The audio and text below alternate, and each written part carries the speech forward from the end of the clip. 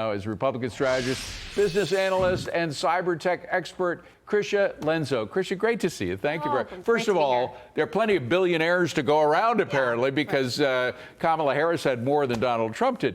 But the point is that we've seen this incredible expansion of government under Biden. By at least 20%, if not 30%, of just real after inflation spending. So something new has happened to the government, and we can at least cut back on part of that, let alone the waste and fraud that existed before with a much lower budget baseline.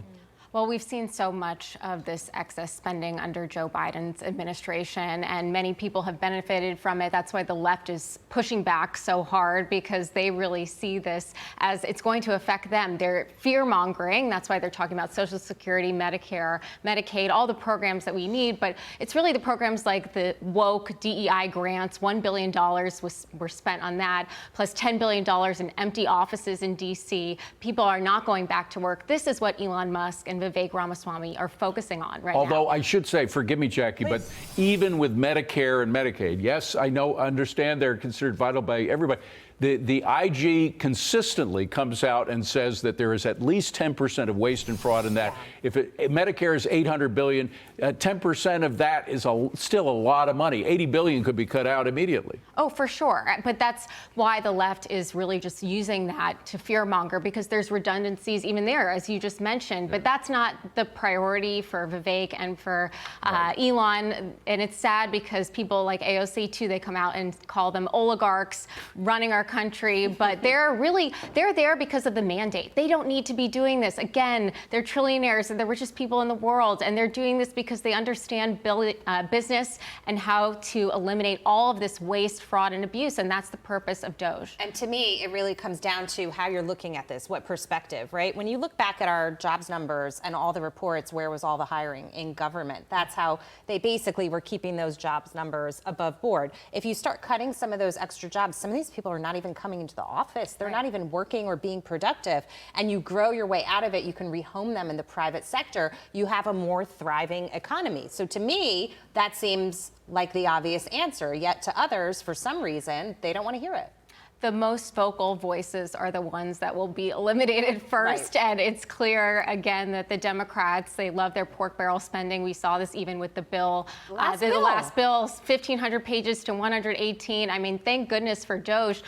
They've created accountability in government where we literally had none, and in real time, for that matter. They love to say, oh, pass the bill, read it later. Yeah. Well, meanwhile, Americans are going through some really tough times. That's one of the reasons that Trump is the president-elect. The credit card debt is just exploding. Defaults among credit cards, $46 billion in delayed loans have been just written off by these credit card companies. So we are facing, Donald Trump could be coming in just at a time when there's another financial crisis, right? Right. And we saw the bottom third of U.S. consumers, they are not saving anything.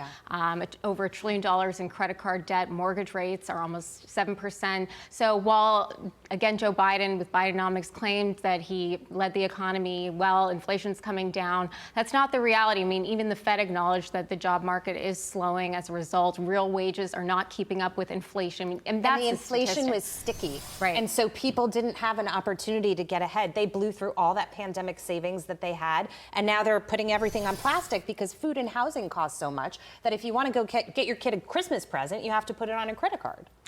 It's really sad also that that's the mindset now with Americans, because they're just so used to doing that. Even during COVID, they got the stimulus checks. They were supported.